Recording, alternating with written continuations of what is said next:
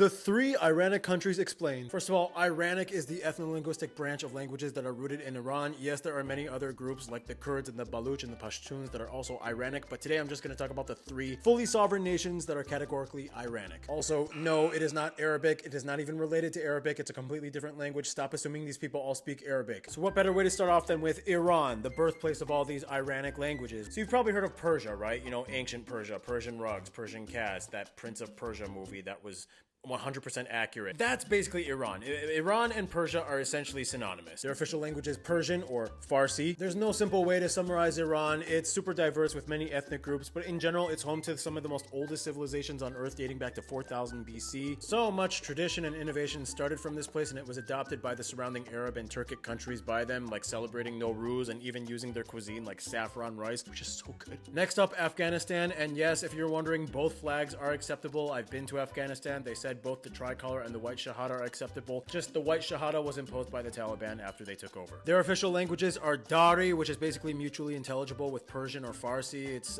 basically just a dialect. And Pashtun, which is the language of their largest ethnic group, the Pashtun peoples, which make up about 42% of the country. Afghanistan is nicknamed the graveyard of empires because so many people tried to come in here, but they've never been able to like maintain a long period of rule over this place. They've been under like the Macedonians, various Persian empires, the Mongols came in. There was even like a Buddhist empire that came in. But otherwise, like aside from the obvious current conflict stuff, like Afghanistan is super rich in diverse cultures and heritages all over. They have the Hazara people, the Aimaq people. Their landscape is insane. It goes from like the Sistan Basin all the way up to the Hindu Kush Mountains with snow. And finally, Tajikistan. Tajikistan is the Iranic country that got swept up in the USSR and became heavily Russified. Like they use the Cyrillic alphabet when they write, and you can still see those like Soviet-style utilitarian apartment blocks everywhere in their cities. Of course, Tajik is their official language, which is more or less mutually intelligible with Dari and Farsi. It's just that they borrow more Russian words. Basically, the Samanid dynasty was like the father of the Tajik people, and they spread all over the place. And Tajikistan is kind of like where the Persian world starts to mesh with the Turkic world. And you even see spots where Tajik historical figures were honored. Like in Bukhara, Uzbekistan, they have the tomb of Ismail Somani. So there you go, the Iranic countries. Enjoy.